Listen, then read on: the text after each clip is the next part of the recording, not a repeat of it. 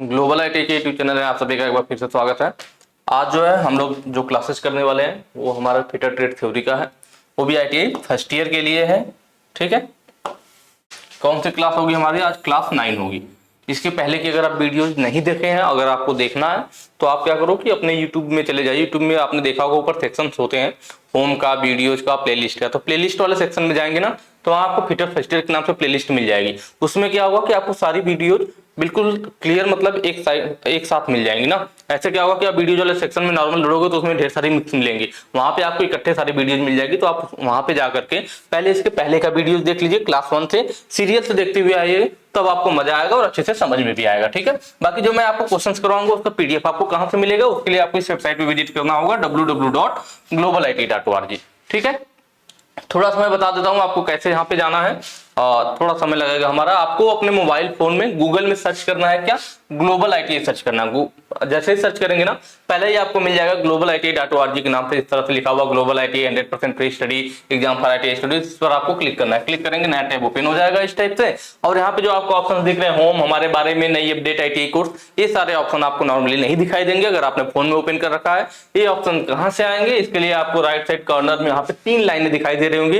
इन 3 लाइनों पे आपको क्लिक करना है अपने फोन में। जैसे ही क्लिक करेंगे ये सारे ऑप्शन आपके सामने आ जाएंगे। फिर आपको आईटीआई कोर्स पे क्लिक करना है। कहाँ क्लिक करना है? आईटीआई कोर्स पे। यहाँ पे जैसे आप क्लिक करेंगे ना तो यहाँ पे ढेर सारे ऑप्शन आपके सामने यहाँ पे दिखेंगे, electrician, fitter, employability, workshop calculation, engineering drawing, जो भी आप अदर के भी, अगर आप एम्प्लॉयबिलिटी इसके लिए वर्कशॉप कैलकुलेशन ड्राइंग के पीडीएफ डाउनलोड करना चाहते हैं तो यहाँ पे क्लिक करके देख सकते हैं। उनका सिलेबस भी आपको मिल जाएगा, जो नया वाला सिलेबस एनएसक्यूएफ लेवल 4 आया हुआ है। ठीक है, उसको भी आप यहाँ से डाउनलोड कर सकते हैं। बाकी आप फिटर थ्योरी है तो फिटर थ्योरी पे क्लिक कर लीजिए, नया टैब ओपन होगा आपके सामने। आपको नीचे को स्लाइड करना है, नीचे स्लाइड करेंगे 2 ऑप्शन होगा, फिटर थ्योरी फर्स्ट ईयर और सेकंड ईयर। आप फर्स्ट ईयर के फर्स्ट ईयर पे क्लिक कीजिए, नया टैब आपके सामने होगा, आपको नीचे स्लाइड करके जाना है। देखेंगे यहाँ पे आप देखा ना, fitter theory first year new syllabus NSQF level 4 2023। तो हमने जो नया सिलेबस है उसका भी पीडीएफ यहाँ पे डाल दिया कि आपको सिलेबस में क्या पढ़ना है नए वाले में, जो आपका नया अपडेट हुआ है। प्लस इसके नीचे आपको ऑनलाइन टेस्ट सीरीज का भी ऑप्शन मिलता है, और पीडीएफ भी आपको यहीं पे मिल जाएगा। अभी पीडीएफ 50 क्वेश्चन वाला आपको दिख जाएगा जल्दी यहाँ पे। ठीक है, यहाँ पे लिखा हुआ आपको मिल जाएगा। तो उससे क्या फायदा होगा कि इस बार हम लोग आपको क्या कर रहे हैं ना, जो क्वेश्चन है वो 50-50 का बना रहे हैं, और पीडीएफ में जो आंसर होगा वो 7 के 7 दे रहे हैं। इससे आपको फायदा क्या होगा कि जैसे आप मोबाइल फोन में जब यूज करोगे ना तो आपको प्रॉब्लम नहीं होगी। नहीं पहले क्या हो रहा था कि बच्चे बता रहे थे कि सर जैसे ऊपर देख ले रहे हैं क्वेश्चन, अब उसका आंसर कौन सा सही, उसके लिए अब नीचे स्लाइड करके जाओ, फिर देखो, फिर वापस ऊपर आओ, तो इसमें दिक्कत होती है। इसलिए हमने क्या किया, एक बार कि क्वेश्चन के जस्ट नीचे ही आंसर दे दिया है, जिससे आपकी ये वाली प्रॉब्लम भी दूर हो जाएगी, और आप अपने फोन में आसानी से फोन में भी देख पाएंगे, प्रॉब्लम नहीं होगी। ठीक है, चलिए क्वेश्चन की तरफ चलते हैं। पहला क्वेश्चन कह रहा है, ब्लेड की किस पीच का उपयोग कांच, पीतल और कास्ट आयरन। देखिए, कांच को इंग्लिश में ब्रोंज बोलते हैं। क्या बोलते हैं? ब्रोंज बोलते हैं। पीतल को इंग्लिश में ब्रास बोलते हैं, और कास्ट आयरन मतलब ढलवा लोहा। ये तो इंग्लिश वर्ड ही है, तो इसका हिंदी लिख लेते हैं। भाई दोनों जानेंगे हम लोग ना, इंग्लिश क्या है, हिंदी क्या है। बाकी जो इंग्लिश वाले स्टूडेंट होंगे उनके लिए इस बार हम लोगों ने डुअल लैंग्वेज भी यूज किया है कि इंग्लिश में भी लिखा रहा है क्वेश्चन और हिंदी में भी। तो जिनको इंग्लिश में देखना हो इंग्लिश में क्वेश्चन को पढ़ सकते हैं। पीडीएफ में भी सेम आपको यही मिलेगा। ठीक है, तो ये चीज हो गया। पूछ रहा है कि ब्लेड की पिच, ब्लेड की किस पिच का, कौन सी ब्लेड? ब्लेड का मतलब है हेक्सा ब्लेड। जिस हेक्सा से हम लोग कटाई करते हैं, आप लोग जानते होंगे, इस तरह से हमारा हेक्सा ब्लेड होता है ना, इस तरह से हेक्सा बना होता है, और इसके बीच में एक ब्लेड होती है जिसमें दांते कटे होते हैं, इधर हैंडल लगा होता है, इधर आपका क्या होता है, विंग नट होता है, जिससे हम लोग लूज और टाइट करते हैं। तो जो ये हेक्सा हो गया, इसमें जो ब्लेड लगी हुई है, तो इसकी पिच की बात कर रहा है। अब हम देख लेते हैं पिच क्या है। पहले पिच आप जानोगे तब तो समझ में आएगा क्या पूछ रहा है। पिच का मतलब होता है जो हमारी हेक्सा ब्लेड है, जो हमारी क्या है, जो हेक्सा ब्लेड पे जो दांते कटे हुए, ये हमारी हेक्सा ब्लेड होगी, और इस हेक्सा ब्लेड पे क्या कटे हैं, दांते कटे हुए हैं। हेक्सा ब्लेड में 2 होल भी होता है। ठीक है, तो जो दांते कटे हुए हैं, तो एक दांते से दूसरे दांते की बीच की जो दूरी होती है ना, इसी को क्या बोलते हैं, पिच बोलते हैं। ये चीज क्लियर हुआ होगा।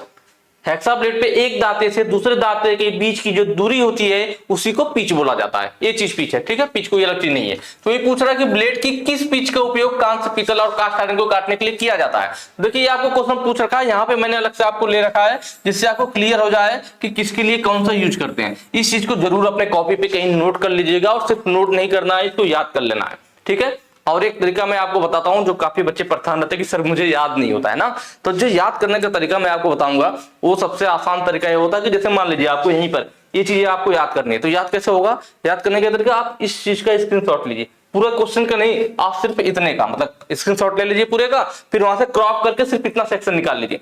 अब आप जब भी मोबाइल को, ठीक है, आप खाना खा रहे हैं, आप कहीं घूम रहे हैं, बीच बीच में जब भी मन करे एक बार मोबाइल को निकाल करके देख लीजिए कि किसका soft material, bronze, brass, soft steel है, कास्ट आयरन है, इसके लिए 1.8 mm होता है, tool steel, high speed steel के लिए 1.4 mm होता है। मतलब ऐसे बार बार जब भी मन में क्या है ना, आप सोने जा रहे हो कि कॉपी नहीं खोल सकते हर वक्त ना, आप हमेशा कॉपी तो लेके घूम नहीं सकते। तो जो पॉइंट आपको नहीं याद होता, जो भूला, उसका फोटो खींच के मोबाइल में रख लीजिए। बुक में कोई पॉइंट नहीं याद हो रहा है, वो मोबाइल लीजिए, बुक से फोटो खींच लीजिए, फिर जहां भी आप कहीं भी घूम रहे हैं, टहल रहे हैं, जब भी दिमाग में आया एक बार खोल के उसको देख लीजिए। दिन में 10 बार देखेंगे, 4 दिन में 20 बार देखेंगे, मतलब जब भी मन करे तब आपने एक बार खोल के देख लिया, अपने दिमाग में आपने चला लिया कि इसका ये होता है, इसका ये होता है, याद है कि नहीं। अगर भूल रहे हैं तो एक बार उसको निकाल के चेक कर लीजिए। तो इससे क्या होगा कि आपको चीजें याद हो जाएंगी बहुत आसानी से, ठीक है। तो ये तरीका है आपको याद करने का, एक बार ट्राई कीजिएगा, फिर बताइएगा कि याद हो रहा है कि नहीं हो रहा है। तो सबसे पहले हम देखते हैं कि सॉफ्ट मटेरियल है, ब्रॉन्ज है, ब्रास है, सॉफ्ट स्टील और कास्ट आयरन। मतलब अगर इन सब चीजों की कटाई करना है, कहने का मतलब अगर हमें सॉफ्ट मटेरियल की कटाई करना है, जो मटेरियल मुलायम होते हैं, तो उसके लिए जो हमारी दांतों की पिच होती है वो कितना रखना चाहिए, हमें 1.8 mm रखना चाहिए, ठीक है। और क्वेश्चन में भी यही पूछा था, देखिए कांस्य, पीतल और कास्ट आयरन। देखिए इसी में ना ब्रॉन्ज को कांस्य कहते हैं, ब्रास को पीतल कहते हैं और कास्ट आयरन भी है। जब इनके लिए कितना रहना चाहिए, 1.8 mm रहना चाहिए, इसलिए ऑप्शन यहाँ पे डी सही हो जाएगा, ठीक है। और जो मोटा सेक्शन हो, देखिए 1.8 mm का मतलब क्या हुआ कि यहाँ पे जो ब्लेड होगा ना, इसका एक दांते से दूसरे दांते के बीच में जो दूरी होगी 1.8 mm होगी। मतलब दांते में जो ब्लेड में दांते बने होंगे वो 1.88 mm पे एक दांते बने होंगे, ठीक है। और वहीं पे बात करें टूल स्टील की या हाई स्पीड स्टील की, टूल स्टील मतलब high carbon steel. Tool steel को हम लोग क्या बोलते हैं, हाई कार्बन स्टील भी बोलते हैं, हाई कार्बन स्टील। मतलब हाई कार्बन स्टील की कटाई करनी हो या हाई स्पीड स्टील की करनी है, तो इसके लिए कितना रखा जाएगा, 1.4 mm रखा जाएगा। कितना रखा जाएगा, 1.4 mm रखा जाएगा। तो इसका मतलब दांतों के बीच की दूरी कितना रहेगी, अब 1.4 mm रहेगी। और वहीं पे बात करें एंगल आयरन हो, एंगल समझ रहे हैं ना, जो दरवाजे वगैरह में लोहे का एंगल लगा होता है। एक तो एमएस प्लेट होता है जो ऐसे चौड़ा होता है, सिर्फ एमएस प्लेट हो गया। एंगल क्या होगा, एंगल में जो होगा इस टाइप से ऐसे बना होगा ना, 2 हिस्से होंगे, तो उसे एंगल बोलते हैं। तो एंगल आयरन हो गया या कॉपर हो गया या आयरन के पाइप हो गए, ठीक है। इनके लिए जो पिच रहता है वो कितना रहता है, वह 1 mm होता है। और उसके बाद कंड्यूट पाइप, ठीक है, कंड्यूट पाइप और सीट मेटल। कंड्यूट पाइप जानते होंगे, बिजली में जो यूज की जाती है वो भी कंड्यूट पाइप होती है। बिजली के लिए जो हमारी पाइप यूज की जाती है तार वगैरह ले जाने के लिए, प्लास्टिक वाली, वो कंड्यूट पाइप होती है। सीट मेटल मतलब कोई पतली धातु की चादर हो। अन्य पतले ट्यूब, ये भी ध्यान रखना, पतले ट्यूब, ठीक है, इस पॉइंट का जो ध्यान रखना, पतले ट्यूब हो, तो इसके लिए कितना रखते हैं, 0.8 mm रखते हैं। कितना रखते हैं, 0.8 mm रखते हैं। और एक चीज और, मोटा सेक्शन, अगर कोई मोटा सेक्शन है तो उसके लिए भी मोटी वाली पिच यूज की जाएगी, मतलब 1.8 mm यूज किया जाएगा। किसके लिए, मोटा सेक्शन के लिए। लेकिन कोई अगर पतला सेक्शन है तो पतले सेक्शन के लिए नीचे वाला, पतले सेक्शन के लिए 0.8 mm। क्यों, क्योंकि जैसे किसी चीज की हमें कटाई करनी है तो उस पे ये जरूर होना चाहिए कि जो हमारे हेक्सा की ब्लेड है ना, उसके 3-4 दांते, ठीक है, नहीं तो 2-3 दांते उसके ऊपर सरफेस पे आने चाहिए। समझ रहे हैं बात को, हल्का सा यहाँ पे आपको समझाऊंगा तब तक समझ में आए, ठीक है। कि जैसे हमारा हेक्सा ब्लेड हो गया, ये हमारा क्या हो गया, हेक्सा ब्लेड, इसकी ये दांते बने हुए हैं, ठीक है। तो हमारे पास जो मटेरियल काटना है वह ऐसा हो कि इसके जो 2-3 दांते हैं उसके ऊपर आए। कहने का मतलब जैसे मान लीजिए हमने 1.8 mm पिच वाला, या कितना वाला है, 1.8 mm पिच वाला हमने ले लिया हेक्सा ब्लेड। अब आपके पास जो काटना है, हमें जो मटेरियल पता चला वह 1 mm मोटा है, 1 mm मोटा, इसके दांतों के बीच की दूरी कितना है, 1.8 mm है, और हमें जो मटेरियल काटना वह 1 mm है। तो अब 1 mm क्या होगा, इसके बीच में ही आ जाएगा ना, 1 mm तो इसके बीच में ही आ जाएगा। अब जब आप कटाई करना चाहोगे तो उस पर कटाई संभव है, क्योंकि वो दांतों के बीच में घुस जाएगा और वहीं में फंस जाएगा। दाता कटाई कब करेगा, जब दाता उस सरफेस के ऊपर आएगा तब तो कटाई करेगा। तो कम से कम 3-4 दांते हमारे क्या होने चाहिए, 2-3 दांते, 3-4 दांते उस सरफेस पे आने चाहिए। मतलब जो हमारा सरफेस है, अब जैसे ये चौड़ा हो, देखिए 1-2-3 दांते इसके ऊपर आ जाएंगे, तब वो दाता जब उसके सरफेस के ऊपर चलेगा तब तो कटाई करेगा। तो इसीलिए जरूरी होता है कि जो हमारा पिच है ना, इसका जो हेक्सा के ब्लेड है, इसके 2-3 दांते कंफर्म सरफेस पे आए। तो इसीलिए हमें ध्यान रखना होता है कि अगर मोटा सेक्शन होगा तब तो इसमें आराम से काम हो जाएगा, लेकिन अगर पतला सेक्शन है तो ये नहीं काट पाएगा। क्यों नहीं काट पाएगा, क्योंकि उसके दांतों के बीच में फंस जाएगा। तो इसलिए पतले सेक्शन के लिए क्या है, देखिए ये है 0.8 mm। अब हमें मालूम है हमारा जॉब 1 mm है, लेकिन इसका पिच क्या है, एक से दांते से दूसरे दांते के बीच की दूरी 0.8 mm है। मतलब अब इस 1 mm मोटे जॉब के ऊपर 2 दांते आ जाएंगे आराम से, तो आराम से कटाई हो जाएगी। तो इसीलिए हमें ध्यान रखना होता है कौन किस में काटेंगे, मतलब रटने वाली चीज नहीं है, इस बात को समझिए कि भाई दांते पास पास होंगे तब वो पतले सेक्शन को काटेंगे क्योंकि आराम से उसके ऊपर आ जाएंगे, दूर दूर रहेंगे तो उसमें वो जो जॉब है खुदा फंस जाएगा। ठीक है, थोड़ा सा इसमें लंबा हो गया होगा लेकिन मेरे ख्याल से आप लोग समझ में भी आया होगा, रटना नहीं पड़ेगा, थोड़ा समझ में आएगा कि भाई 1.8 mm है तो मोटा सेक्शन, और 0.8 है मतलब दांते पास पास है तो पतला सेक्शन। ठीक है, और वो सॉफ्ट के लिए भी होता है, थोड़ा जो 0.8 mm वाला होता है या हम हार्ड के लिए भी यूज कर सकते हैं, जो 1.8 mm वाला है दांते दूर दूर है तो सॉफ्ट मटेरियल के लिए यूज किया जाता है। अगला, यदि छेनी का क्लियरेंस कोड बहुत अधिक है तो क्या होगा। देखिए इस टाइप का क्वेश्चन पहले भी हो गया, यह फिगर मैंने आपको समझने के लिए लिया हुआ है और इस टाइप के क्वेश्चन पहले हो भी चुके हैं, जिन्होंने पहले के वीडियो देखा होगा उन्हें समझ में आ गया होगा। हमने बात किया था कि अगर हमारे पास यह चीजल है तो चीजल की जो कटिंग है, देखिए एक लाइन इधर खींच दी गई है और एक इधर खींच दी गई है, और हमने क्या किया, मान लीजिए जॉब पे कटाई की जा रही है, यहाँ पे कोई जॉब है जिसकी कटाई की जा रही है। ठीक है, तो जॉब की जब कटाई की जाएगी तो यहाँ से चिप्स भी निकलेगा, यहाँ से हमारा चिप्स भी ऐसे टकरा के निकलेगा यहाँ से। ठीक है, तो देखिए अब यहाँ पे जो सरफेस है ना, जो चीजल की कटिंग एज है और जो जॉब की काटी गई सरफेस है, यहाँ से एक लंब लाइन खींच देते हैं। ठीक है, यहाँ पे खींच दी गई है और यहाँ पे लाइन, तो इन दोनों के बीच में जो हमारा एंगल बनेगा यहाँ पे, मतलब चीजल के ऊपरी सरफेस और जो हमारा जॉब है सरफेस है, कटी हुई सरफेस है, उस पर लंब लाइन खींच दी, इनके बीच जो एंगल बनता है इसे हम लोग गामा के द्वारा दिखाते हैं और इसको क्या बोलते हैं, इसको बोलते हैं रेक एंगल। इसको क्या बोला जाता है, इसको रेक एंगल बोला जाता है। यह डिपेंड करता है हमारा जॉब पे कि जॉब कहता है, अगर जॉब हमारा कठोर है तो रेक एंगल का मान कम रखा जाएगा, अगर जॉब हमारा सॉफ्ट है तो रेक एंगल का मान अधिक रखा जाएगा। कम अधिक कैसे होगा, जैसे जैसे हम चीजल को खड़ा करेंगे, खड़ी अवस्था में ले आएंगे, जब ये चीजल खड़ा होगा तो क्या होगा, यहाँ दूरी घटती जाएगी तो एंगल कम हो जाएगा। चीजल को जैसे जैसे झुकाएंगे तो यह दूरी बढ़ती जाएगी तो रेक एंगल का मान ज्यादा हो जाएगा। तो कब चीजल को हमें कम झुकाना है कब ज्यादा झुकाना है, यह डिपेंड करेगा कि हमारे पास मेटल कैसा है। मेटल सॉफ्ट है मतलब रेक एंगल का मान क्या रहेगा, सॉरी यहाँ पे शायद मैंने पहले क्या बोला ध्यान नहीं दिया, पर देखिए जब मेटल सॉफ्ट रहेगा, मेटल क्या रहेगा, सॉफ्ट रहेगा तो रेक एंगल का मान ज्यादा रहेगा। ठीक है, क्योंकि चीजल झुकाएंगे कोई दिक्कत नहीं। पर अगर मेटल हार्ड है तो रेक एंगल का मान क्या करना पड़ेगा, हमें कम करना पड़ेगा। जब चीजल को खड़ी करेंगे तब तो उसमें घुसेगी सही से, तो रेक एंगल का मान हमें क्या करना पड़ेगा, कम करना पड़ेगा। कब, अगर मेटल हमारी हार्ड है तब। उसके बाद जो नीचे वाला है, जो आपकी जो सरफेस है और जो चीजल की निचली सरफेस है, इन दोनों बीच जो एंगल होता है हमारा, ठीक है, और एक एंगल हमारा यहाँ पे बनेगा, यहाँ पे।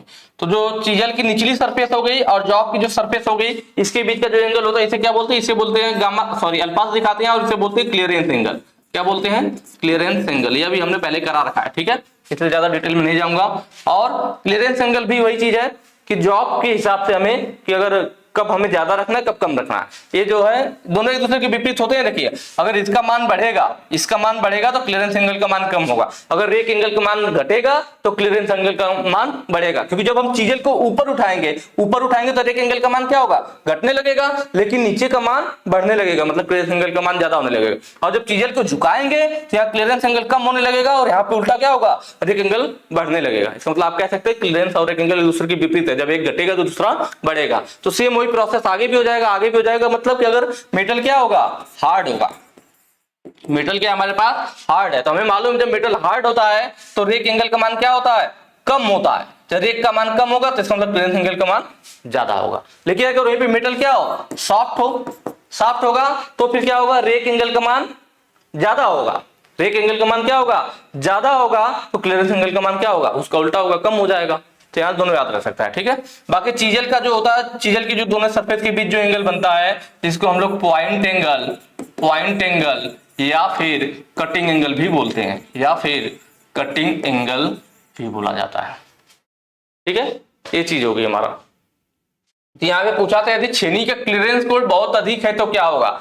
जो छेनी का क्लियरेंस कोड क्या नीचे वाला है, अगर क्लियरेंस कोड बहुत अधिक है मतलब चीजल खड़ी हो जाएगी। भाई क्लियरेंस कोड अधिक कब होगा, जब चीजल को धीरे धीरे उठाएंगे, जब खड़ी हो जाएगी, तो जब आप इस पे हैमर से चोट लगाओगे तो क्या होगा, चीजल जॉब के अंदर धंस जाएगी, उसमें गड्ढा बना देगी। ऑप्शन देखिए, ऑप्शन बी, सतह पर गड्ढा कर देगी। रटने वाली चीज नहीं है, मैंने आपको समझाया कि भाई क्लियरेंस एंगल यह होता है, नीचे वाला आपको पहले क्लियरेंस एंगल पता हो क्या होता है, यह होता है। और इसने क्या बोला कि क्लियरेंस कोड बहुत अधिक है, क्लियरेंस कोड कैसे अधिक होगा, तो आपको मालूम है जैसे जैसे हम चीजल को उठाते जाएंगे तो यहाँ गैप बढ़ता जाएगा, तो क्लियरेंस एंगल का मान बढ़ता जाएगा। तो हम जब चीजल को ज्यादा ऊपर उठा देंगे तो जब चोट लगाएंगे तो सीधे जॉब में घुस जाएगी, धस जाएगी ना, तो इसका मतलब धस जाएगी तो सतह पे गड्ढा कर देगी। ठीक है, छेनी स्लिप करेगी। छेनी स्लिप कब करती है भाई, जब आप ज्यादा उठा देंगे मारेंगे तो छेनी स्लिप कहां करेगी। हाँ, अगर आप इस चीजल को झुकाते नीचे की तरफ, हम चीजल को क्या करते नीचे की तरफ झुकाते, तब क्या होता, तब ये इसकी कटिंग है जॉब में नहीं घुसती और इस पे चोट करते तो ये स्लिप कर जाती। इसका मतलब जब हम चीजल को नीचे की तरफ झुकाते तो क्लियरेंस एंगल का मान कम होता, जब कम होता तब हमारी चीजल स्लिप कर जाती। तो स्लिप कब करती, जब क्लियरेंस कोड का मान कम होता, अधिक रहेगा तो वह सतह पर गड्ढा कर देगी। ठीक है, समझ में आया होगा।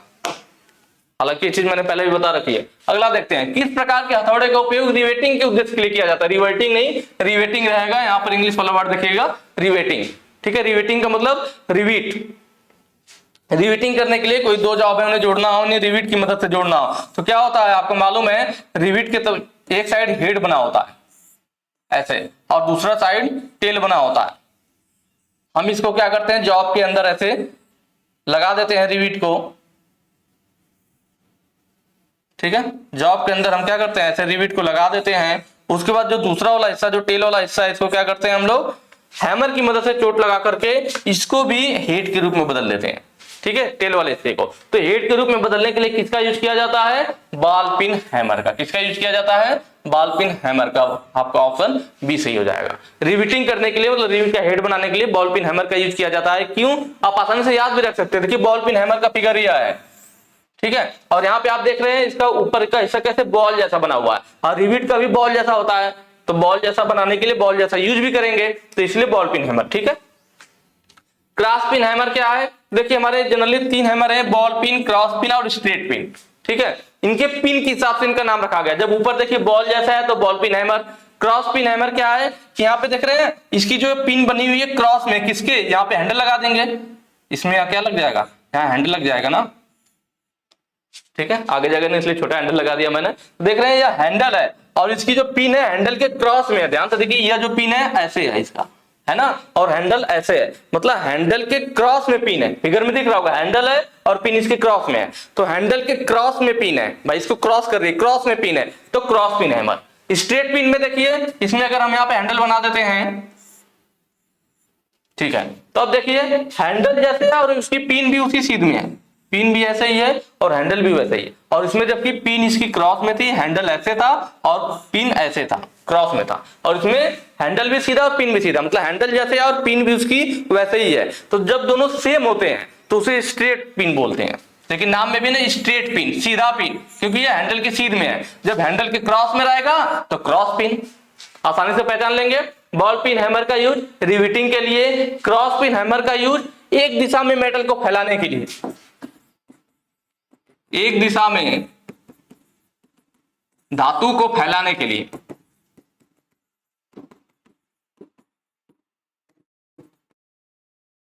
ठीक है, सुनते रहिएगा, राइटिंग उतनी अच्छी नहीं है मेरी। तो यहाँ पे जो है इसकी मदद से हम क्या करते हैं, मान लीजिए किसी धातु को पीट पीट करके फैलाना है, तो इसकी मदद से ऐसे पीटते जाते हैं, उसको स्ट्रेच करते हैं, एक दिशा में फैलाते हैं। तो क्रॉस पिन हैमर का। स्ट्रेट पिन हैमर का कहां यूज होता है, कॉर्नर में चोट करने के लिए। कहां यूज होता है इसका, कॉर्नर में, कॉर्नर में चोट करने के लिए। ठीक है, कॉर्नर मतलब जैसे कहीं पे ऐसे कॉर्नर बना हुआ है। ठीक है, अगर आप यहाँ पे क्रॉस पिन हैमर का, यहाँ हमें कॉर्नर पर इसको ठोकना है, इस कॉर्नर को सीधा करना है, तो आप अगर क्रॉस पिन यूज करना चाहेंगे तो देखिए यहाँ पे क्या हैंडल उसके क्रॉस में है, तो जब आप यहाँ पे कॉर्नर पे अगर आप चोट लगाना चाहेंगे, प्रहार करना चाहेंगे, तो यह जो क्रॉस वाला हिस्सा इस पे आकर टकरा जाएगा, कॉर्नर में पहुंच ही नहीं पाएगा क्योंकि इसकी पिन चौड़ी है ना, यहीं आके टकरा जाएगी। लेकिन स्ट्रेट पिन में देखिए इसकी पिन हैंडल के सीध में ही है, मतलब वो पिन क्या होगा, सीधे अंदर चला जाएगा यहाँ पे, और यहाँ पे आसानी से ठोक पाएगा, प्रहार कर पाएगा। ठीक है, तो इसलिए स्ट्रेट पिन कॉर्नर में चोट करने के लिए। और इनका देखा जाए जो हैमर होते हैं ना, इनका जो वजन होता है जनरली 125 ग्राम से 1.5 केजी, 1.5 किलोग्राम तक होता है। ठीक है, और इनकी जो हैंडल होती है, हैंडल की जो लंबाई रहती है वो 25 से 35 सेंटीमीटर होती है। इस चीज को ध्यान रखना। उसके बाद बात आती है जो नया हैमर यहाँ पे आपको दिख रहा है, स्लेज हैमर। तो यह वाला जो हैमर है आपका ना, यह स्लेज हैमर है। मतलब स्लेज हैमर मतलब भारी हथौड़ा, भारी हथौड़ा या भारी कार्यों के लिए यूज किया जाता है, जैसे कि फोर्जिंग शॉप वगैरह में जहां हमें चोट करना होता है, मेटल को पीटना होता है, प्रहार करना होता है मेटल पे, तो वहां पे हम लोग ये स्लेज हैमर यूज करते हैं। इसका जो वजन होता है यह 2 से 10 किलोग्राम होता है। कितना होता है? 2 से 10 किलोग्राम, जबकि वह 125 ग्राम से 1.5 kg था। यह 2 किलोग्राम से 10 किलोग्राम के वजन में मिलता है। और इसके हैंडल की लंबाई भी अब बढ़ेगी, कितना रहता है? 60 सेंटीमीटर से 90 सेंटीमीटर। ठीक है, तो ये हमारा स्लेज हैमर हो गया। नेक्स्ट क्वेश्चन पे चलेंगे। अगला कह रहा है ड्रिलिंग ऑपरेशन में काटने की गति की इकाई क्या है? कि जो ड्रिलिंग ऑपरेशन में जो कटिंग स्पीड होती है उसका मात्रक क्या होता है, इकाई क्या होता है? फार्मूला हम लोगों ने पीछे के पढ़ा था, याद होगा आप लोगों को। कटिंग स्पीड बराबर हमने क्या पढ़ा था? पाई डी एन अपान 1000 मीटर प्रति मिनट, यही तो था। तो ये फार्मूला हो गया कटिंग स्पीड का, पाई डी एन अपान 1000। यह ड्रिल का डाया होता है हमारा, और कितना चक्कर घुमा एन हो गया बटे 1000 निकालेंगे तो उसका हमें स्पीड पता चल जाएगा। ठीक है, और यह क्या है? मीटर प्रति मिनट है। तो मात्रक क्या है? मीटर प्रति मिनट। ऑप्शन देखिए, ऑप्शन सी सही हो जाएगा, मीटर प्रति मिनट। ठीक है, एक और मात्रक जनरली हमारे एग्जाम में आता है ऑप्शन में, कौन सा? ये वाला, एमएम प्रति रिवॉल्यूशन। या किसका? एमएम प्रति रिवॉल्यूशन। रिवॉल्यूशन का मतलब एमएम प्रति चक्कर, एमएम प्रति चक्कर। कहने का मतलब है कि एक चक्कर में कितना एमएम ड्रिल आगे बढ़ी। किसी भी जॉब में, मान लीजिए जॉब है, तो जॉब के अंदर जब हम ड्रिल कर रहे हैं तो एक चक्कर ड्रिल के घूमने पर वो जॉब में कितना अंदर प्रवेश किया, यह क्या होता है? यह होता है हमारा फीट। क्या बोलते हैं उसको? फीट। जब हमारा ड्रिल बिट एक चक्कर घुमा तो जॉब के अंदर कितना प्रवेश किया, उसको फीट बोला जाता है। तो यह जो एमएम प्रति रिवॉल्यूशन या एमएम प्रति चक्कर होता है, यह फीट का मात्रक होता है। कटिंग स्पीड का मीटर प्रति मिनट होता है। आपको दोनों को ध्यान रखना है। यहाँ पे हमसे कटिंग स्पीड का पूछा था तो मीटर प्रति मिनट हो जाएगा। नेक्स्ट क्वेश्चन पे चलेंगे। अगला कह रहा है ड्रिल में एफ के रूप में चिन्हित भाग का नाम क्या है? देखिए, इसमें ज्यादा समय मैं खराब नहीं करूंगा, ये भी मैंने पहले बता रखा है। थोड़ा सा मैं जल्दी जल्दी बता देता हूं, आप लोग पीछे देख लेना। पीछे की वीडियो में मैंने करवाया है, पार्ट 6 में शायद ये होगा या 7 में होगा। पार्ट 7 या 6 में आप लोग देखना, आपको मिल जाएगा क्वेश्चन। वहां मैंने पूरा डिटेल में बता रखा था। क्या बताया था मैंने वहां पे मैंने ये बताया था कि अगर ये पूरी की बात की जाए इस बॉडी का, यहाँ से यहाँ तक पूरा, ठीक है, यहाँ पे आपको दिख रहा होगा, हल्का सा मैं फिगर बना देता हूँ शायद क्लियर ना हो तो। इस तरह से ड्रिल बिट हमारे पास बनी हुई है, इस तरह से।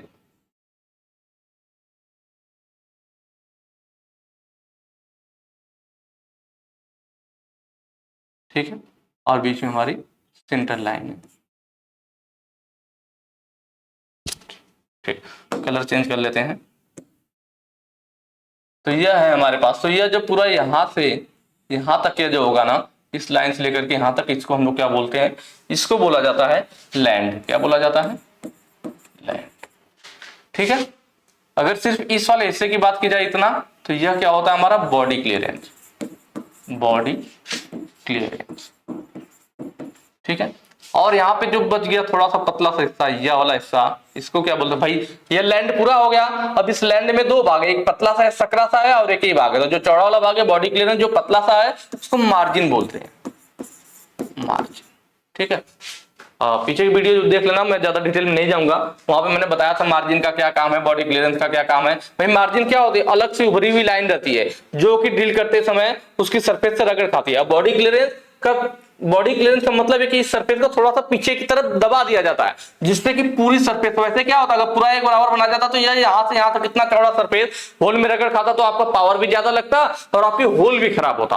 तो इसीलिए हम क्या करते हैं, सिर्फ पतली लाइन होती है उभरी हुई, जिसे मार्जिन बोलते हैं। यह उभरी हुई लाइन होती है जो कि उस होल से रगड़ खाती है, बिल्कुल पतली सी रेखा। बाकी बॉडी क्लियरेंस मतलब इस पीछे के हिस्से को दबा दिया जाता है, पीछे की तरफ डाउन कर दिया जाता है, जिससे कि यह हिस्सा होल में रगड़ नहीं खाता है, सरफेस पे भी अच्छी बनती है और पावर भी कम लगता है। ठीक है, उसके बाद बात करें तो इसने इस चीज को पूछ रखा कि यह क्या है। देखिए, इसको हम लोग क्या बोलते हैं?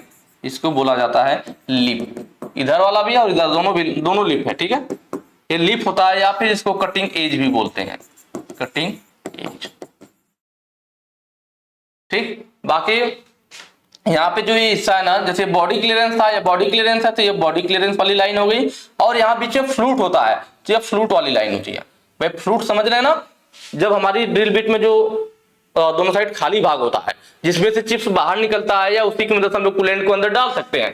तो ये जो फ्लूट वाली लाइन कहलाती है और यह बॉडी क्लियरेंस वाली। तो जहां पे फ्लूट वाली लाइन और बॉडी क्लियरेंस वाली लाइन मिलती है, इस पॉइंट को हम लोग हील बोलते हैं। क्या बोलते हैं? हील बोलते हैं। यह भी पीछे की तरफ झुका रहता है, डाउन किया जाता है, जिससे कि जब ड्रिल बिट कटाई करे तो यह वाला हिस्सा कटाई करेगा, उसके बाद फिर यह कटे, यही दोनों कटिंग एज है, तो ये दोनों कटाई करेंगे और पीछे का यह वाला सरफेस फालतू में रगड़ खाता, इसीलिए इसको पीछे को डाउन कर दिया गया, जिसे हम लोग हील बोलते हैं। ठीक है, इस पूरे हिस्से को फ्लैंक बोला जाता है। क्या बोलते हैं? फ्लैंक बोलते हैं। और जब यह वाला हिस्सा जब कटाई करेगा, जो चिप्स निकलेगा तो इससे टकरा करके बाहर निकलेगा, और जिससे चिप्स टकरा करके बाहर निकलता है उस हिस्से को क्या बोलते हैं? फेस बोला जाता है। ठीक, ये सारी चीजें हो गई। बाकी लीफ हो गया आपका, और इन दोनों बीच का जो एंगल होता है, मतलब इन दोनों लीफ के बीच का जो एंगल होगा, यही हमारा क्या होगा? पॉइंट एंगल होगा। यही कौन सा एंगल होगा? Point angle. यहाँ पे क्या पूछा था? इस वाले को पूछा था कि इसको क्या कहते हैं, तो लीप या कटिंग एज कहते हैं। ऑप्शन ए आपका सही हो जाएगा, लीप वाला। लैंड क्या होता है, तो आपने देख लिया यहाँ पे। फ्लैंक क्या होता है? फ्लैंक भी मैंने आपको बता दिया।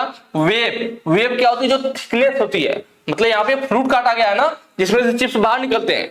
ड्रिल बिट खोखली होती है, दोनों साइड स्लॉट कटा होता है, जिसे फ्रूट कहते हैं। तो फ्रूट काटने के बाद जो बीच का हिस्सा, उसका जो मोटाई बचता है ना, उसी को क्या कहते हैं? वेव कहते हैं। उसी को क्या कहते हैं? वेव। मतलब फ्रूट काटने के बाद जो ड्रिल बीट के बीच का हिस्सा, जो मोटाई, जो थिकनेस बचती है, उसी को वेव बोला जाता है। ठीक है, नेक्स्ट क्वेश्चन पे चलेंगे। अगला कह रहा है ड्रिलिंग मशीन में एक्ट के रूप में चिन्हित भाग का नाम क्या है? इसको पूछ रखा है कि इसका नाम क्या है। सबसे पहले हम लोग इसके सारे पार्ट के नाम देखेंगे कि भाई ये जो नीचे वाला हिस्सा है, जिसके सारे टिका रहता है, उसे बेस बोलते हैं, आधार बोलते हैं। कोई भी चीज अपने बेस पे टिकी होती है। उसके बाद यहाँ पे जो लगा होता है, यह टेबल है, इसका वर्क टेबल भी कह सकते हैं। ठीक है, वर्क टेबल मतलब जिसपे जॉब को पकड़ा जाता है। अब इस टेबल को हम लोग इसके ऊपर नीचे स्लाइड कर सकते हैं और इसकी मदद से कहीं भी टाइट कर सकते हैं। इसको क्या बोलते हैं? Job clamp, sorry table clamp बोलते हैं। कि टेबल को क्लैंप करने वाला युक्ति है जो इसे इस पिलर के ऊपर कहीं भी क्लैंप कर सकती है। या क्या है? हमारा पिलर है, या फिर कहीं कहीं पे कॉलम भी बोलता है। क्या बोलता है? कॉलम भी बोलता है। ठीक है, उसके बाद आया यहाँ पे ड्राइविंग मोटर है। यहाँ पे मोटर लगी हुई जो घूमती है, ड्राइविंग मोटर। उसके ऊपर आ जाएंगे, यह जो है हमारा, देखिए ड्राइविंग मोटर है और ड्रिल बिट है। तो इन दोनों को चला, मोटर यहाँ है और ड्रिल का जो स्पिंडल मेन है यहाँ पे है। तो इस मोटर से इसको चलाने के लिए ऊपर क्या होता है? दोनों के ऊपर पुली लगी होती है और उस पर एक बेल्ट चढ़ाया गया होता है। तो बेल्ट से हमारी सुरक्षा के लिए क्या हुआ है? इसके ऊपर एक बेल्ट गार्ड लगा दिया गया, जो हमें दिखाई नहीं दे रहा है। अगर यह नहीं होता तो हमें बेल्ट दिखता। तो बेल्ट क्या होता है? हाथ वगैरह किसी आदमी का चला जाता, किसी वर्कर का चला जाता, तो उसे चोट लग जाती। तो बेल्ट से सुरक्षा के लिए इसके ऊपर एक गार्ड लगा दिया गया, इसीलिए इसको क्या बोलते हैं? बेल्ट गार्ड बोला जाता है। ठीक है, उसके बाद इधर आते हैं सामने। तो देखिए यह जो हिस्सा आपको दिख रहा है ना, इसको बोला जाता है depth gauge. Depth gauge and stop बोला जाता है। इसका काम क्या है? तो जब हम किसी जॉब में ड्रिल कर रहे होते हैं, तो मान लीजिए किसी जॉब में आर पार होल करना था, तो कोई दिक्कत नहीं है, आपको कुछ देखना ही नहीं कि कहां तक करना। जब ड्रिल बिट उस पार निकल जाएगी तो आप समझ जाओगे आपका होल हो गया। लेकिन अगर किसी जॉब में, मान लीजिए हमारे पास जॉब है और यह मान लीजिए 50 mm मोटा है और हमें इसमें 30 mm तक ही ड्रिल करना है, 30 mm तक, तो आपको कैसे पता चलेगा? तो यह जो डेप्थ गेज होता है ना, इस पर मार्किंग की गई होती है। इस पर आपको पता चल जाएगा। जब आप हैंडल को नीचे करोगे तो जितना ड्रिल बिट नीचे आएगा उतना यहाँ पे ऊपर एक लाइन लगी होती है जो कि नीचे खिसकती रहती है। तो आप देखोगे कि नहीं भाई अब 5 mm आ गया, 10 mm, 20 mm, 25 mm। तो जब यहाँ पे 30 mm दिखाएगा तो आप समझ जाओगे कि ड्रिल बिट इस जॉब में भी 30 mm अंदर घुस चुकी है, अंदर प्रवेश कर चुकी है। तो आप वहां पे रुक जाओगे और आपको पता चल जाएगा बिना बार बार नापे और बिना परेशान हुए कि हमारी ड्रिल बिट इतनी जितनी हमें गहराई चाहिए थी उतना होल कर चुका है। तो वही काम होता है हमारा किसका? डेप्थ गेज एंड स्टॉप का। उसके बाद जो इन्होंने ऑप्शन में पूछा था, सॉरी क्वेश्चन में पूछा था, ये वाला पूछ रखा है कि इसको क्या कहते हैं? तो इसको बोलते हैं ड्रिल चक। ये चक होता है जिसमें ड्रिल को पकड़ा जाता है। यह जो हैंडल है, ठीक है, इस हैंडल को ही हम लोग घुमा करके ड्रिल करते हैं, तो इस हैंडल को फीड हैंडल बोला जाता है। क्या बोला जाता है? Feed handle. ठीक है, सारी चीजें हो गई। तो यहाँ पे देखिए ड्रिल चक, तो ऑप्शन ए हमारा सही हो जाएगा। जो पूछ रखा था इन्होंने, क्या है वह? Drill chuck. फीड हैंडल कौन सा है? यह वाला है। ड्राइविंग मोटर कहाँ पे है? यहाँ पे है। और डेप्थ गेज एंड स्टॉप कहाँ पे है? यहाँ पे है। तो हमने सारे पार्ट के नाम बता दिए, जिससे कि अगर एग्जाम में कोई और भी पार्ट का नाम पूछे तो आपको दिक्कत ना हो, आप बिल्कुल आसानी से कर पाओ। नेक्स्ट क्वेश्चन है थ्रेड का माइनर व्यास क्या है? यहां से आपको बताना है कि थ्रेड का माइनर व्यास मतलब छोटा वाला व्यास। देखिए थ्रेड में माइनर और मेजर दो मेन व्यास होते हैं। कौन कौन सा? माइनर डाया और मेजर डाया। तो पहले हम समझेंगे कौन सा माइनर डाया होता है, कौन सा मेजर डाया होता है, फिर अपने आप बताओगे कि इसमें से कौन सा सही होना चाहिए। अभी आप अपने आप बताओगे कैसे। देखिए यहां पर हम बनाते हैं, पहले थ्रेड की बात कर रहा है। देखिए मान लीजिए कोई कुछ भी हो, स्क्रू हो कोई भी, उस पर मान लीजिए कोई बोल्ट है, स्क्रू, उस पर ऐसे थ्रेड कटा हुआ है, ठीक है, नीचे चला जाएगा। इधर भी ऐसे थ्रेड कटा होगा, तभी तो इसमें फिर वो बंद होगा, ठीक है। ये हो गई हमारी क्या, थ्रेड हो गई। तो थ्रेड में क्या होता है, देखिए एक मेजर डाया होता है, एक माइनर डाया। मेजर डाया किसको कहते हैं, तो देखिए थ्रेड के सबसे ऊपर हिस्से, यहां से यहां तक, यह जो हमारा होता है बड़ा वाला ना, इसको क्या बोला जाता है, इसको बोला जाता है मेजर डाया, मतलब बड़ा व्यास। मेजर डाया बड़ा वाला व्यास, सबसे बड़ा व्यास। माइनर डाया कौन सा होगा, तो जो थ्रेड काटी गई है, यहां तक काटी गई है और इधर यहां तक काटी गई है, तो ये जो थ्रेड की गहराई होगी ये छोटा वाला, ठीक है। थ्रेड का ऊपर वाला मेजर डाया और जो अंदर इधर थ्रेड की गहराई यहां तक है और यहां तक, तो इन दोनों लाइन खींच दी जाए तो यह जो बनता है इसको क्या बोलते हैं, माइनर डाया, मतलब छोटा व्यास, माइनर डाया, ठीक है। अब आप देखिए कि आपको कैसे मिलेगा मेजर डाया माइनर डाया, आप खुद यहां समझ जाओगे। देखिए आपसे पूछा क्या है यहाँ पे, माइनर व्यास क्या है, आपको निकालना क्या है, माइनर व्यास। तो आपको माइनर व्यास कैसे मिलेगा, माइनर व्यास मतलब यह वाला, यह वाली जो है यहां से यहां कैसे मिलेगा। तो अगर हमें मेजर डाया में से, मेजर डाया पूरा यहां से यहां तक है, यहां से यहां तक, तो हमें कैसे मिलेगा, तो हम लोग अगर मेजर डाया में से जो हमारा बड़ा वाला व्यास है, मेजर डाया, इसमें से क्या घटाएं कि हमें मिल जाए, तो हमें मालूम है कि मेजर डाया यहां से यहां तक था, माइनर डाया इतना था। तो अगर मेजर डाया में से मैं यह वाला हिस्सा और यह वाला हिस्सा, मेजर डाया पूरा यहां से यहां तक है, अगर मेजर डाया में से दोनों साइड वाला इतना हिस्सा और इतना हिस्सा घटा दूं तो माइनर डाया मिल जाएगा। तो अब हमें पता करना पड़ेगा कि ये दोनों हिस्सा है क्या। तो हम देख रहे हैं कि यह थ्रेड की क्या है, गहराई है भाई, यहां से यहां तक यह क्या है, यह क्या है, थ्रेड की गहराई, थ्रेड की गहराई या फिर कह लीजिए डेप्थ, डेप्थ मतलब गहराई ही होता है। तो यह क्या है, यहां से यहां तक यह वाला जो हिस्सा है थ्रेड की गहराई है, और इधर भी ये जो है थ्रेड की गहराई है। तो मतलब इधर वाली थ्रेड की गहराई है और इधर वाली, दोनों साइड थ्रेड की गहराई है ना। तो अगर मैं दोनों साइड से, इधर से थ्रेड की गहराई और इधर से थ्रेड की गहराई दोनों को हटा दूं तो हमें क्या होगा, मेजर डाया में से अगर मैं दोनों थ्रेड की गहराई को घटा दूं तो मुझे माइनर डाया मिल जाएगा। आसान है। तो अब मैं कैसे हटाऊं, तो अगर भाई थ्रेड की गहराई दोनों साइड समान होगी ना, अगर इधर थ्रेड की गहराई क्या है 2 mm है, तो अगर इधर भी थ्रेड की गहराई कितनी रहेगी, 2 mm रहेगी, ठीक है। मतलब आप समझ रहे हैं, मेजर डाया में से हम क्या करेंगे, फिर मेजर डाया में से 2 mm ये वाला और 2 mm ये वाला, मतलब 4 mm घटाना पड़ेगा ना। कितना घटाना पड़ेगा, 4 mm। या फिर आप कह लीजिए कि जो भी एक साइड का गहराई है उसका दुगुना कर दें, दोनों एक ही बात है ना। मेजर डाया -2 गुणे थ्रेड की गहराई या डेप्थ कह लीजिए, ठीक है। देखिए उल्टा हो गया, डेप्थ होगा ना, डेप्थ का मतलब थ्रेड की गहराई की बात हो रही, ठीक है। तो याद देखिए अगर मान लीजिए ये 3 होता, ठीक है, और इधर भी 3 होता तो कितना घटाना पड़ता हमें, 3 3 6, थ्रेड की गहराई तो घटाते 3 3 6, या फिर कह लीजिए 2 गुणे डेप्थ, मतलब 2 गुणे एक साइड का डेप्थ कह लीजिए 3 है तो 3 बराबर 6, वही बात है ना। या फिर अगर इनकी गहराई 4 होती, इधर भी 4 होती, तो आप नॉर्मल सोचे कि 4 इधर 4 इधर, 4 4 8 घटा लीजिए, या फार्मूले के हिसाब से इसे बनाना चाहे तो क्या होगा, 2 गुणे एक साइड की थ्रेड की गहराई, तो एक साइड थ्रेड की गहराई कितना है, 2 गुणे 4, 4 दूना 8, 8 आ गया। चाहे ऐसे 4 4 8 कीजिए, चाहे इस फार्मूले से निकालिए। तो ये मेजर डाया -2 गुणे डेप्थ, मतलब जो भी डेप्थ आएगा उसको दुगुना कर देंगे, क्योंकि हमें दोनों साइड के थ्रेड को घटाना है भाई, दोनों साइड थ्रेड की जो गहराई है उसे कम करना है। तो फार्मूला बन गया आपका। तो ऑप्शन देखिए, मेजर डाया -2 गुणे डेप्थ कहां पे है, मेजर डाया -2 गुणे डेप्थ, लास्ट वाला जो ऑप्शन डी आपका सही हो जाएगा। तो रटने वाली चीज नहीं है, इसको समझ लेंगे तो हमेशा बिल्कुल आसानी से कर पाएंगे, रटेंगे तो फिर वही भूलेंगे। एक्स के रूप में चिन्हित भाग का नाम क्या है, देखिए यहाँ पे नाम पूछ रहा है, तो हम लोग सबसे पहले इसके सारे पार्ट्स के नाम देख लेते हैं। हालांकि ये भी क्वेश्चन पहले हो चुका है कि इस लास्ट वाले को रैचेट स्टॉप कहते हैं, रैचेट स्टॉप बोला जाता है, ठीक है। यह जिसको इसने पूछ रखा है यहाँ क्वेश्चन में, इसको क्या बोलते हैं, थिम्बल बोलते हैं। क्या बोलते हैं, थिम्बल बोलते हैं। इसके बाद यह वाला जो होता है हमारा फ्रेम होता है, कहीं कहीं पे यू फ्रेम भी बोला जाता है, ठीक है। यहाँ पे जो है स्पिंडल है हमारा, इसको हम लोग क्या बोलते हैं, स्पिंडल बोलते हैं। इधर वाला जो हिस्सा है, ये वाला हिस्सा, इसको एनविल बोला जाता है। ठीक है, स्पिंडल को रोकने के लिए, लॉक करने के लिए यहाँ पे जो हिस्सा बना हुआ है इसको स्पिंडल लॉक बोलते हैं। क्या बोलते हैं? Spindle lock. ठीक है, और जो यह हिस्सा बच गया जिसमें मेन इसके लिए एक तरह से बनी होती है, डेटम लाइन खींची गई होती है, उसको हम लोग बोलते हैं बैरल। बैरल या फिर कभी कभी स्लीव भी बोला जाता है। ये सारे पार्ट के नाम हो गए। तो स्पिंडल, छती ये कुछ नहीं होगा, बस स्पिंडल रहेगा। स्पिंडल कहाँ पे है? तो ये वाला हिस्सा स्पिंडल है। थिम्बल कहाँ पे है? थिम्बल ये वाला हिस्सा है, सॉरी ये वाला हिस्सा है। और इसी को पूछा भी था इसने, तो ऑप्शन सी आपका सही हो जाएगा, थिम्बल। स्लीव कौन सा है? स्लीव या बैरल, इसको कहते हैं स्पिंडल लॉक। यहाँ पे तो सारे पार्ट्स के नाम हो गए। नेक्स्ट क्वेश्चन पे चलेंगे। 50 से 75 mm के आउटसाइड माइक्रोमीटर की रीडिंग क्या है? यह फिगर आपको दे रखा है, इसका हमें रीडिंग निकालना है।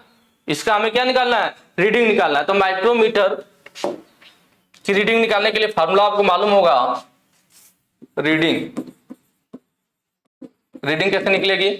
तो सबसे पहले हमें क्या देखना होता है? बैरल या स्लीव। भाई ये इसका थिम्बल हो गया, ये बैरल या स्लीव हो गया। तो बैरल या स्लीव पे जो मेन माप आई हुई है, ठीक है, स्लीव की माप या बैरल की माप कह सकते हैं। स्लीव की माप, इस स्लीव पे माप कितना आया होगा, प्लस यार इसको डेटम लाइन बोलते हैं। या जो सीधी लाइन खींची गई होती है ना, इसको क्या बोला जाता है? डेटम लाइन बोलते हैं। ठीक है, तो हमारा देखा जाता है कि जो थिम्बल की लाइन है, जो थिम्बल पे लाइनें बनी हुई है, तो थिम्बल की कौन सी लाइन डेटम लाइन के बिल्कुल सीध में है? क्या देखते हैं? डेटम लाइन से मिलने वाले थिम्बल के भाग की संख्या, थिम्बल के भाग की संख्या इनटू लिस्ट काउंट, अल्पतमांक। तो सबसे पहले तो आपको लिस्ट काउंट पता होना चाहिए। आपको मालूम है माइक्रोमीटर का लिस्ट काउंट कितना होता है? मीट्रिक में 0.01 mm होता है। लिस्ट काउंट कितना होता है? 0.01 mm, आपको पता होना चाहिए। इंच में जाएंगे, मतलब ब्रिटिश में जाएंगे, तो 0.001 इंच हो जाएगा। ठीक है, और हमें यहाँ पे mm में दे रखा था, मीट्रिक में सॉल्व करेंगे तो 0.01 mm वाला हम यूज करेंगे, क्योंकि सारी वैल्यू यहाँ पे mm में। ठीक है, अब देखते हैं हम लोग फार्मूले के हिसाब से सॉल्व कर। स्लीव की माप, तो अभी 50 से 75 mm वाला या आउटसाइड माइक्रोमीटर है, तो अभी इस चीज को भूल जाते हैं कि 50 से 75 वाला। इसको मैं बाद में बताऊंगा कैसे यूज करना है। पहले हम नॉर्मल इसे सॉल्व करते हैं। हम देख रहे हैं कि भाई स्लीव की माप क्या आ रही है हमारे पास। तो यहाँ पे देखिए ये 0 है, 1 2 3 4 5 mm हो गया, 6 7 8 9 10 mm हो गया, 11 12 13 mm हो गया। 13 mm तक की लाइन दिख रही है, जहां तक दिखेगी वहीं तक तो लेंगे हम लोग। और नीचे देखिए ये जो लाइनें खींची गई, इन लाइनों के बीच में एक लाइन खींची गई है ना, इन दोनों लाइन के बीच में एक लाइन, इन दोनों लाइन के बीच में एक लाइन। मतलब ये जो लाइन है ये आधा mm को इंडिकेट करता है। मतलब कह सकते हो आप कि जैसे 5 हो गया तो यहाँ पे 5.5, यहाँ 6 6.5, 7 7.5, 8 8.5, 9 9.5, 10 10.5, 11 11.5, 12 12.5, 13। और देखिए नीचे वाली छोटी लाइन भी दिख रही है, इसका मतलब में 13.5 तक दिखाई दे रहा है स्लीव पे। तो ये स्लीव की माप हो जाएगी। भाई 13 था और ये छोटी वाली नीचे की लाइन दिखा रही है जो कि आधा mm को दर्शाती है, इसका मतलब 13.5 तक हमें माप दिख रहा है। कहां तक? तो स्लीव की जो माप है वह 13.5 हो जाएगा। 13.5 लिखिए या 13.50 लिखिए, दोनों एक ही बात है, कोई डिफरेंस नहीं है। प्लस डेटम लाइन से मिलने वाले थिम्बल के भाग की संख्या। तो देखिए यह जो थिम्बल का भाग, यहाँ एरो दिखाया गया कि यह वाली लाइन मिल रही है। कौन सी वाली? यह वाली लाइन, किससे? डेटम लाइन से बिल्कुल सीध में है, मिल रही है। तो कौन सी संख्या है? तो यहाँ देखिए 5 था, यहाँ 10 लिखा हुआ, 10 के बाद देखिए 11 12 13, 13वीं लाइन मिल रही है। तो यहाँ पे हम लोग 13 लिख लेंगे into list count. List count 0.01। ठीक है, पहले गुणा करेंगे फिर जोड़ेंगे। ऐसा नहीं कि पहले जोड़ के गुणा करो, सब गलत हो जाएगा। ध्यान रखना है चीज, आपने पढ़ा होगा भागु जोग करके कि कहीं पर भी अगर संख्याएं साथ में आए तो सबसे पहले भाग किया जाता है, फिर गुणा किया जाता है, फिर जोड़ा जाता है, फिर घटाया जाता है। तो यहाँ पे हम पहले जोड़ नहीं सकते, जोड़ने से पहले क्या करना पड़ेगा? भाग तो है नहीं, इसमें गुणा है, तो पहले गुणा करेंगे फिर जोड़ेंगे फिर घटाएंगे, भागु जोग। ठीक है, तो यहाँ पे क्या करेंगे? इन दोनों को गुणा कर लीजिए, तो 13.50 प्लस इनका क्या हो जाएगा? दशमलव, जब गुणा करेंगे तो आपका 0.13 आ जाएगा। ठीक है, जोड़ने के लिए आप क्या करोगे? तो 13.50 5 जीरो के नीचे आप दशमलव वाला को दशमलव के नीचे लिखिए, इधर 0 1 लिख लीजिए, जोड़ दीजिए 3 5 1 6 दशमलव 3 1 13.63 आ जाएगा, 13.63 क्या आ गया, mm आ गया। ठीक है, अगर नॉर्मल माइक्रोमीटर होता, कहने का मतलब अगर ये बोला नहीं होता कि 50 से 75 mm, नॉर्मल फिगर दे करके आपको रीडिंग निकालना था तो यही आपका आंसर हो जाता। यहाँ पे अगर 0 से 25 mm की बात करता, किसकी बात करता कि 0 से 25 mm के माइक्रोमीटर की माप, तो भी आपका यही माप हो जाता। लेकिन यह बोला कि यह जो माइक्रोमीटर है हमारे पास, यह 50 से 75 mm वाला है। जो हमारा माइक्रोमीटर मिलता है ऐसे मिलता है, 0 से 25, 25 से 50, 50 से 75, 75 से 100, इस टाइप के साइज से मिलते हैं हमें। ठीक है, तो ये 50 से 75 वाला है, इसका मतलब समझ रहे हैं आप, इसका मतलब यह है कि अगर हम माइक्रोमीटर को बिल्कुल बंद रखेंगे, माइक्रोमीटर को जैसे यह फिगर दिख रहा है, माइक्रोमीटर इस समय पूरा बंद है, यह 0 से 25 वाला था। अगर 0 से 25 वाला है, इसका मतलब जब माइक्रोमीटर पूरा बंद रहेगा तो इसका मिनिमम मान कितना होगा, 0 होगा, और जब ये पूरा खुल जाएगा यहां तक, तब इसका मैक्सिमम मान कितना होगा, 25 होगा। क्यों, क्योंकि ये 0 से 25 वाला माइक्रोमीटर है। लेकिन अभी जो हमारे पास माइक्रोमीटर हो क्या है, वो 50 से 75 वाला है।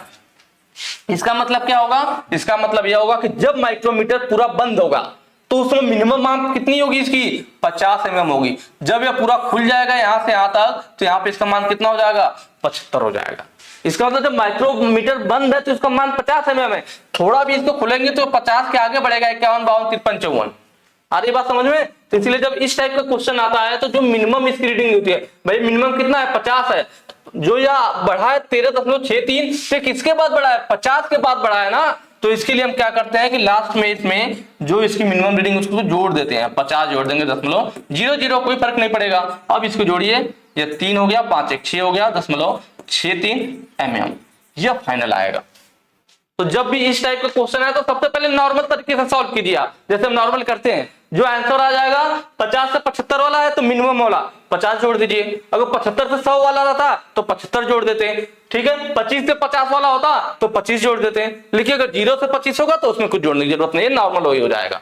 ठीक है, तो यहाँ पे ऑप्शन आपका 63 ऑप्शन ए सही हो जाएगा ना, 63.63। आया चीज समझ में। ये थोड़ा सा कॉन्सेप्ट था, इसको याद रखेंगे तो बिल्कुल आसानी से सॉल्व कर लेंगे, कोई दिक्कत नहीं होगा।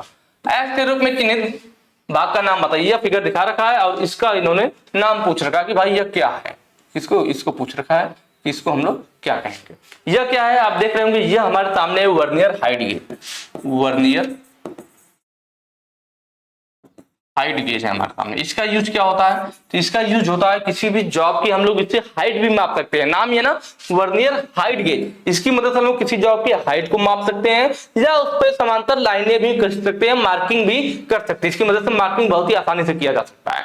ठीक है, और दूसरी चीज वर्नियर नाम लगा हुआ है इसमें, तो इसका जो काम है ना बिल्कुल वर्नियर कैलिपर की तरह ही, वही इसका लिस्ट काउंट भी होता है। जो वर्नियर कैलिपर का लिस्ट काउंट होता है वही लिस्ट काउंट इसका भी होता है, मतलब इसका भी लिस्ट काउंट 0.02 mm होता है, जो कि वर्नियर कैलिपर का होता है। बस वो वर्टिकल वो हॉरिजॉन्टल में होता है, या उसी चीज को वर्टिकल में कर दिया गया है। इसके पार्ट के नाम देख लेते हैं, तो इसमें भी सेम वही चीज हो जाएगा। नीचे वाला हिस्सा जो होगा हमारा बेस हो जाएगा। ठीक है, ये वाला जो हिस्सा है इसको बीम बोलते हैं। इस पे जो ये स्केलिंग की गई है इसको मेन स्केल बोलते हैं। ठीक है, इसमें जो ये स्लाइड करने वाला भाग है ना, तो दो, एक ये भी भाग स्लाइड करेगा, एक ये भी करेगा, तो यह जो स्लाइड करने वाला भाग होता है उसे मेन स्लाइड बोलते हैं। क्या बोलते हैं, मेन स्लाइड। और ये मेन स्लाइड में यहाँ पे जैसे मार्किंग की गई है इस स्केल पर, और यहाँ पर इस विपरीत साइड में भी स्केलिंग की गई होती है, इसे वर्नियर स्केल बोलते हैं, वर्नियर स्केल। ठीक है, यहाँ पे जो आगे लगा हुआ है नुकीला सा, या नीचे वाला जो हिस्सा है, थोड़ा कलर में चेंज कर लेता हूँ, जो नीचे वाला हिस्सा है ना इसको जॉ बोलते हैं, जबड़ा। इसी जबड़े में हमने यहाँ पे क्या पकड़ रखा है, स्क्राइबर को पकड़ रखा है। स्क्राइबर या स्ट्रेट स्क्राइबर है, कई बार इसमें ऑफसेट स्क्राइबर को भी पकड़ा जाता है। यह जो ऊपर यार लगा हुआ है इससे हम लोग इसको पकड़ते हैं, तो इसको जॉ क्लैंप कह सकते हैं, जॉ क्लैंप। ठीक है, वैसे इधर भी ये दोनों जो है क्या है, क्लैंप है हमारे पकड़ने के लिए। यह स्लाइड वाला भाग हो गया मेन स्लाइड। उसके बाद इसको जो इन्होंने पूछ रखा था यह कौन सा, तो देखिए इसका यूज तब करते हैं, इसको हम हाथ से ऊपर नीचे स्लाइड करते हैं, पर जब जॉब में बिल्कुल एक्यूरेसी लाना होता है, मतलब बहुत कम 1 mm आधा mm ऊपर नीचे स्लाइड करना, तो अगर आप हाथ से करोगे तो ज्यादा हो जाएगा। तो उस केस में क्या करता है कि वहां पर ले जा करके फिर यह जो स्क्रू यहाँ दिया है ना, इसको हाथ से हल्का हल्का घुमाते हैं तो बहुत थोड़ा थोड़ा आगे बढ़ता है। तो जहां पे फाइन एडजस्टमेंट की जरूरत हो, मतलब बहुत थोड़ा सा आगे पीछे करना हो, फाइन एडजस्टमेंट मतलब बहुत थोड़ा सा आगे पीछे करना हो, तब हम इस वाले यूनिट का यूज करते हैं। इसीलिए इस यूनिट को क्या बोलते हैं, ये यूनिट है इसको बोला जाएगा फाइन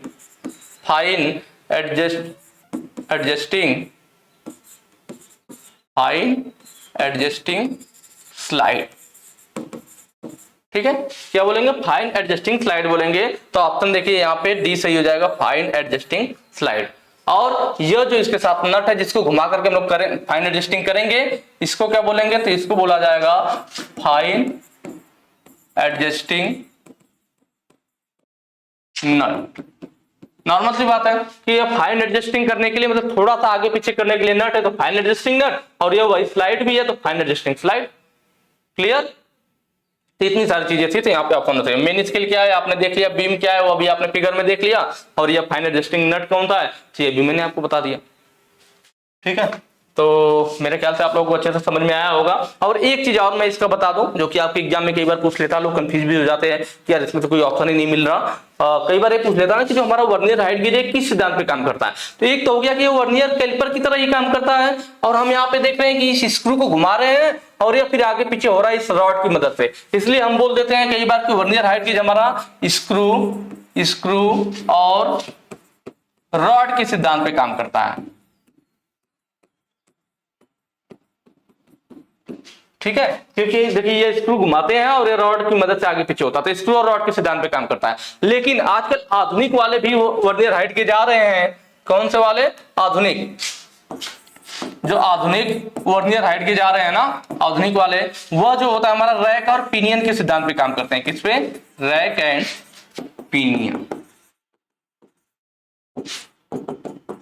रैक एंड पिनियन।